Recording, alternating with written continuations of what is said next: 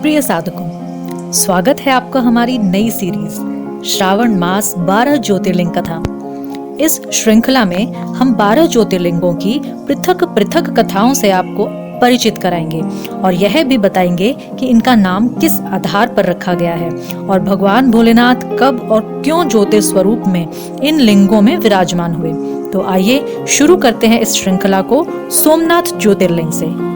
गुजरात के समुद्र किनारे पर स्थित प्रभास क्षेत्र में बसा हुआ सोमनाथ महादेव ज्योतिर्लिंग, जिसे 12 ज्योतिर्लिंगों में सबसे प्रथम और प्रमुख माना जाता है। श्रीमद् भागवत के 6 स्कंद में प्रचेता और प्रजापति दक्ष की सुंदर कथा का वर्णन है। प्रचेताओं के सम्मिश्रित वीर्य द्वारा मारीचा के गर्भ से दक्ष प्रजापति का जन्म हुआ था।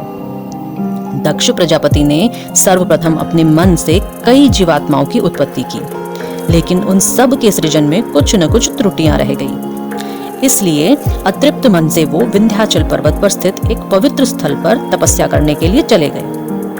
भगवान विष्णु को प्रसन्न करने के लिए दक्ष प्रजापति ने अनेक अनुष्ठान किए, जिसके फलस्वरूप भगवान विष्णु ने प्रसन्न होकर उन्हें दर्शन दिए और भगवान विष्णु ने उन्हें निर्देश दिया कि पंच जन प्रजापति की आसक्ति नामक कन्या से विवाह करें और सृष्टि में प्रजा का विस्तार करें। दक्ष प्रजापति ने ऐसा ही किया और आसक्ति के गर्भ से 10,000 पुत्रों को जन्म दिया। इनके नाम पड़े हर्यश्व। दक्ष प्रजापति ने अपने इन पुत्रों को सृष्टि को आगे विस्तारित करने का आदेश दिया, लेकिन उससे पहले उन्होंने कहा कि सभी पुत्रों को कठोर तपस्या करनी चाहिए। अपने पिता के निर्देश को मानते हुए कि सभी 10,000 पुत्र नारायण सर नामक तीर्थ स्थान पर चले गए। वहां उन्हें नारद मुनि मिले और नारद मुनि ने इन 10,000 बालकों को भगवत भक्ति का ज्ञान देकर इनका मन संसार से विरक्त कर दिया। अब इसके चलते इन सब बालकों ने गृहस्थ जीवन को स्वीकार न करते हुए आध्यात्मिक पथ का चुनाव किया और संसार को त्याग दिया। जब ये समाचार दक्ष प्रजापति को मिला तो वे शोक में डूब गए, लेकिन ब्रह्मा जी ने उन्हें शांत किया। तत्पश्चात उन्होंने अपनी पत्नी से 1,000 पुत्रों को और जन्म दिया, जिनका नाम हुआ शवलसु। जब दक्ष प्रजापति ने अपने इन 1,000 पुत्रों को तपस्या के लिए भेजा तो नारद मुनि ने पुनः आध्यात्म पथ की शिक्षा दी और अपने बड़े भाइयों का अनुसरण करने के लिए कहा और इस प्रकार उन्हें भी संसार से विरक्त कर दिया। अब दक्ष प्रजापति के क्रोध की कोई सीमा नहीं रही और दक्ष प्रजापति ने नारद मुनि को श्राप देते हुए उन्हें कहा, संपूर्ण ब्रह्मांड का भ्रमण करने के पश्चात भी उनका कोई घर नहीं होगा, यानी वो किसी एक स्थान पर वास नहीं कर पाएंगे। इसके पश्चात ब्रह्मा जी के आग्रह पर दक्ष ने अपनी पत्नी के गर्भ से 60 कन्याओं को जन्म दिया, जिन्हें नारद मुनि द्वारा वैराग्य के पथ पर ले जाने की कोई संभावना नहीं थी। युग की अवस्था आने पर दक्ष ने इन 60 में से 10 पुत्रियों का विवाह यमराज से, 17 पुत्रियों का विवाह कश्यप मुनि से, 27 पुत्रियों का विवाह चंद्रदेव से और 2 का अंगिरा, कुशाशव और भूत से किया। इसके पश्चात सृष्टि की प्रजा में बढ़ोतरी होने लगी।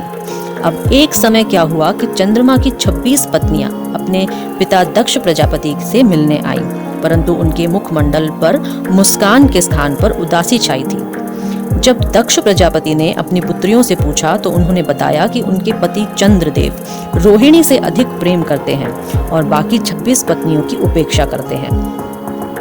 ये सब जानकर पहले तो दक्ष ने चंद्रदेव को प्रेम पूर्वक समझाने का प्रयास किया, परंतु जब चंद्रदेव नहीं माने तो दक्ष ने उन्हें श्राप देते हुए कहा, हे सोम, तुमने मेरी पुत्रियों को अप्रसन्न करके अपने विनाश को आमंत्रण दिया है।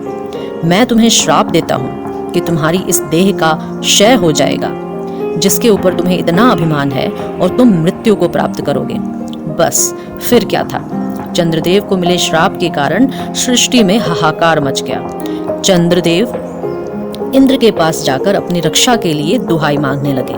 देवराज इंद्र उन्हें ब्रह्मा जी के पास ले गए, जिन्होंने सारी स्थिति का विश्लेषण करने के बाद कहा कि हे सोम, तुमने निश्चित ही बहुत बड़ी भूल की है, जिसके फलस्वरूप ही तुम्हें ये भयंकर श्राप मिला है।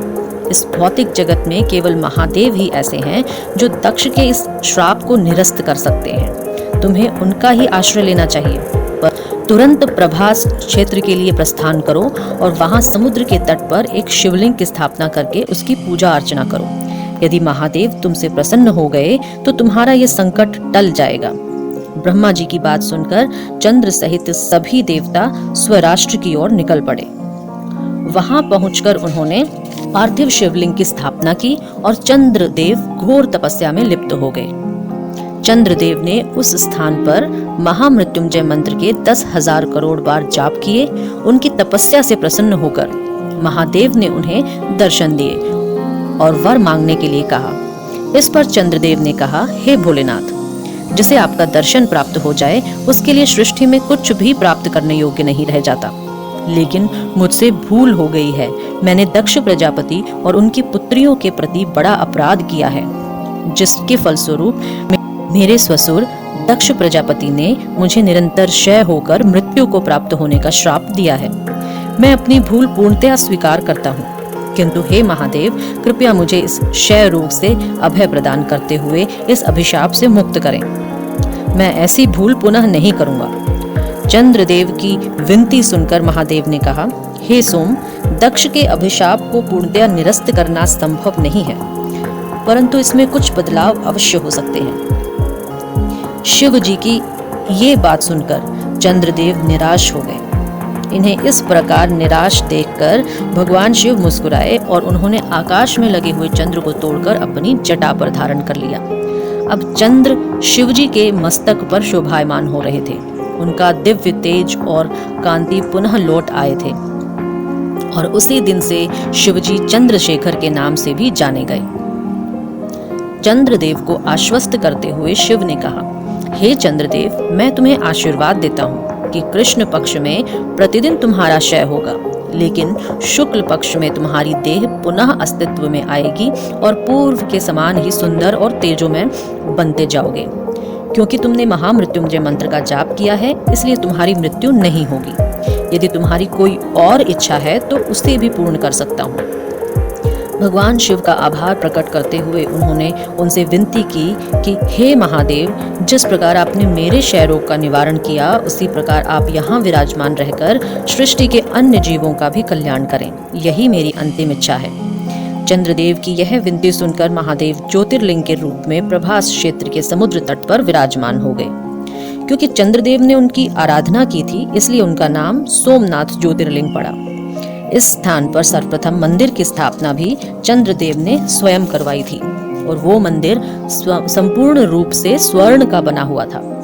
हमारे वैदिक धर्म के 12 प्रमुख ज्योतिर्लिंगों में से प्रथम ज्योतिर्लिंग है सोमनाथ ज्योतिर्लिंग। चंद्रमा के क्षय रोग को दूर करने के लिए प्रकट हुए थे। जो कोई भी व्यक्ति सोमनाथ महादेव की श्रद्धा से पूजा करता है, प्रार्थना करता है, तो उसे क्षय रोग अथवा कुष्ठ रोग कभी भी प्रभावित नहीं करते। शरद पूर्णिमा भगवान शिव की उपासना के लिए सर्वोत्तम बताया गया है। इस दिन चंद्रदेव भगवान शिव की उपासना करने के लिए पृथ्वी के सबसे नजदीक आते हैं और यही वो दिन है जब चंद्रदेव अपनी पूर्ण कला और ऐश्वर्य प्रकट करता है। तो ये थी श्रावण मास के उपलक्ष्य में सर्वप्रथम ज्योतिर्लिंग सोमनाथ महादेव की कथा। अगले अंक में बात करेंगे मल्लिकार्जुन ज्योतिर्लिंग पर। तब तक के लिए हरे कृष्णा।